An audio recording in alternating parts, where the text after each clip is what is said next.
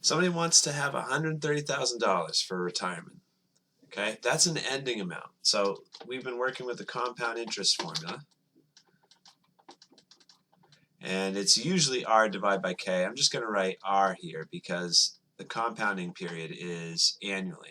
So it's like you're dividing by 1. Divide something by 1. It's just itself.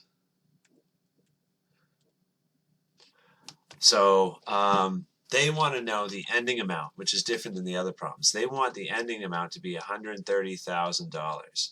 We don't know this starting amount. We don't know P.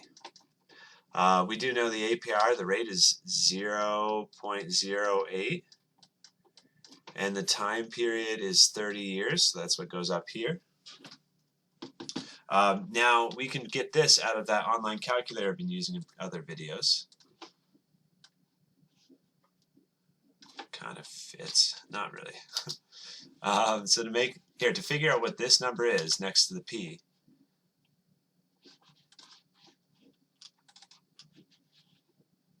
come on, there we go. It's kind of right in the center of the screen, so that makes it tough.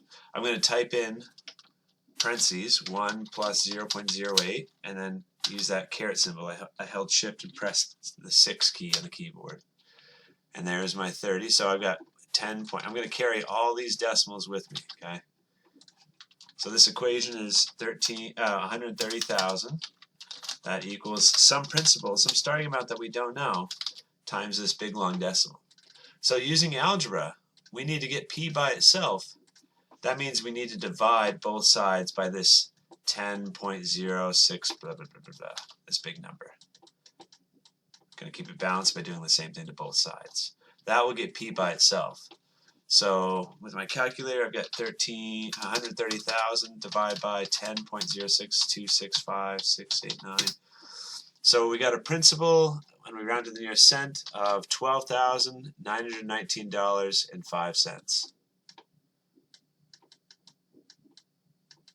That's how much they have to deposit 30 years ago in order to have $130,000 when they retire. That's with compound interest, compounding annually. The next one is compounding continuously. So we have to use that compounding continuous formula. P times that special number E, which is kind of like pi. The ending amount is still the same, 130,000. P is something we don't know. E is a number we know. It's just complicated, right? So we just use letter E.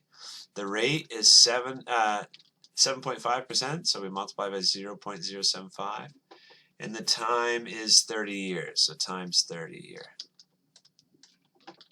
Okay, so let's find out. This will be a plain old number in our calculator.